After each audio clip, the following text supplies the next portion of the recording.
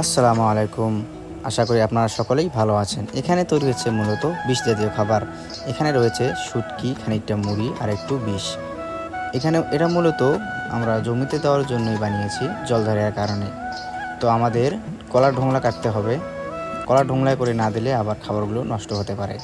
তাই যে বলা সেই কাজ, আমরা কলার ঢোংলা কাটা শুরু করলাম। তো কলার ঢোংলা কাটা শেষ, এগুলোকে আমরা জমিতে নিয়ে যাচ্ছি।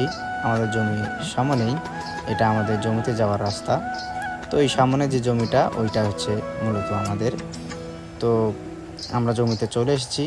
চলে আসার পর ঢোংলাগুলোকে এখানে রেখে আমি পিস পিস করে কেটে নেব, যাতে খাবারগুলো দিতে আমাদের সুবিধা হয়।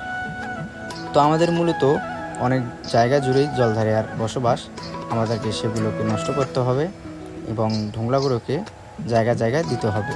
তো আমি দেখার জন্য মূলত জমিতে নামলাম যে কাজগুলো ঠিকঠাকভাবে হচ্ছে নাকি। জমিটা মূলত উনি কাজ করছেন, যিনি কাজ করছেন জমিটা মূলত ওনাদেরই। আমি জমিতে নেমে দেখছিলাম কোথায় কোথায় ফাঁকা আছে এবং কোথায় কোথায় দিতে হবে আমি বলছিলাম, আর তিনি দিচ্ছিলেন। আমার পক্ষে এখানে থাকা সম্ভব হচ্ছিল না, এখানে প্রচণ্ড রোদ এবং প্রচণ্ড গরম। আমরা এখানে এসেছিলাম ভর দুপুরে এবং আমাদের ঔষধ দেওয়ার কাজ মোটামুটি শেষের দিকে, প্রায় ওষুধ দেওয়ার কাজ শেষ। আর উনি এখান থেকে খড়কুটে নিয়ে আসছেন ভিতর থেকে যে প্রধান। সবাই ভালো থাকবেন, সুস্থ থাকবেন। আসসালামু আলাইকুম।